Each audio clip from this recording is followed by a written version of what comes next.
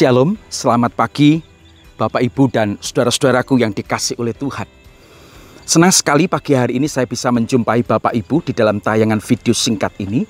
Kita akan bersama-sama pagi ini membaca kebenaran firman Tuhan. Tetapi terlebih dahulu kita akan tunduk kepala, kita berdoa. Mari kita berdoa. Bapa di surga, kami bersyukur untuk pagi ini, hari yang baru Tuhan berikan buat kami. Sebentar Tuhan kami akan membaca dan merenungkan firman-Mu. Kiranya Tuhan tolong kami berkati supaya firman-Mu hari ini sungguh-sungguh boleh menuntun kehidupan kami, memberkati setiap kami, dan menguatkan iman rohani kami. Terpujilah nama-Mu, di dalam nama Tuhan Yesus kami bersyukur dan berdoa. Amin.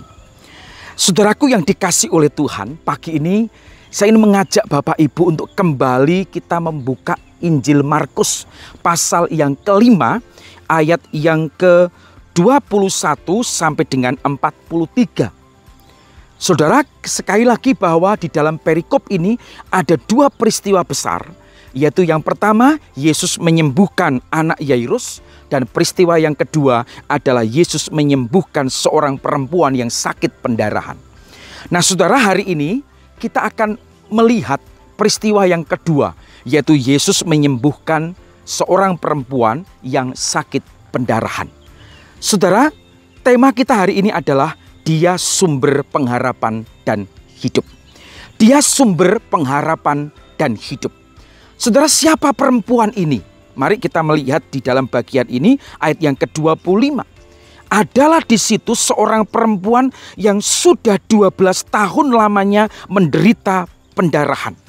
Ia telah berulang-ulang diobati oleh berbagai tabib sehingga telah dihabiskannya semua yang ada padanya. Namun sama sekali tidak ada faedahnya, malah sebaliknya keadaannya makin memburuk. Saudara, siapa perempuan ini? Alkitab tidak menyebutkan siapa nama perempuan ini, pekerjaannya apa. Tetapi yang jelas saudara, saya melihat perempuan ini bukan perempuan biasa. Tetapi wanita ini adalah wanita yang cukup kaya. Kenapa? Karena ketika dia sakit selama 12 tahun itu, dia berobat ke sana kemari. Tetapi saudara, apa yang menjadi persoalan perempuan ini? Saudara, persoalannya adalah dia sudah 12 tahun sakit pendarahan. Berulang kali dia berobat, tetapi tidak kunjung sembuh. Kekayaannya sudah mulai habis untuk dipakai berobat. Kondisinya bukan tambah baik, tapi bertambah parah, bertambah buruk.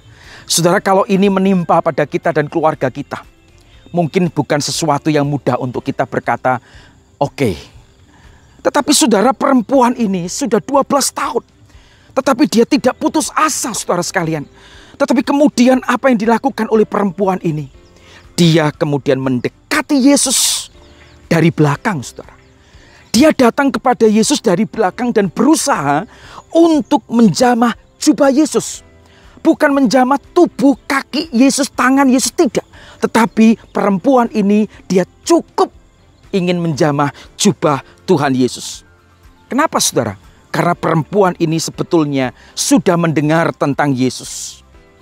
Sudah mendengar bahwa Yesus melakukan begitu banyak mujizat. Dan perempuan ini mendekati Yesus dengan sebuah keyakinan. Asalku jamah saja jubahnya, maka aku akan sembuh. Saudara, ini satu pernyataan iman dari seorang wanita yang sakit pendarahan yang luar biasa. Asalku jamah jubahnya, maka aku akan sembuh. Saudara, pertanyaan yang perlu untuk kita juga renungkan adalah, kenapa perempuan ini harus mendekati Yesus dari belakang? Kenapa enggak dari depan? Saudara, dikasih oleh Tuhan, seorang perempuan yang sakit pendarahan bukan hanya setahun, 2 tahun, 12 tahun. Perempuan ini merasa diri tidak layak untuk mendekati Yesus. Perempuan ini sadar bahwa dia dipandang oleh sebagian orang sebagai seorang yang najis, menjijikkan, menakutkan.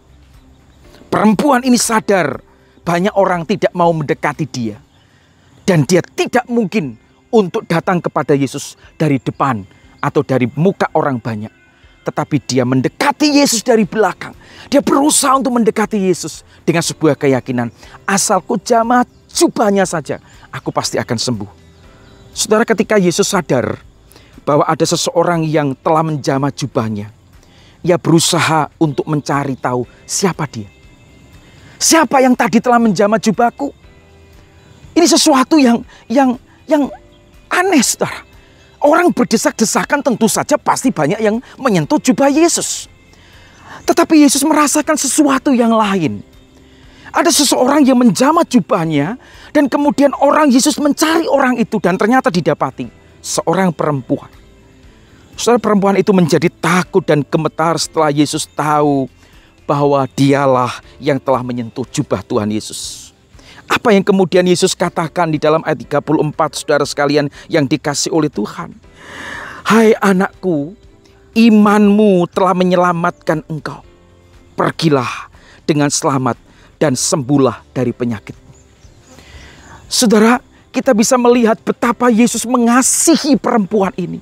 Orang lain melihat dia najis, jijik. Orang lain mungkin tidak mau memandang dia. Tetapi Yesus tetap melihat perempuan ini sebagai jiwa yang perlu untuk ditolong.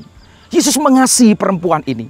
Dan akhirnya perempuan itu disembuhkan oleh Tuhan dari sakit pendarahannya yang 12 tahun dia alami. Saudara sekalian dikasih oleh Tuhan, apa yang kita bisa pelajari ini, saudara? Perempuan ini telah mengalami sakit 12 tahun lamanya. Semua hartanya sudah habis.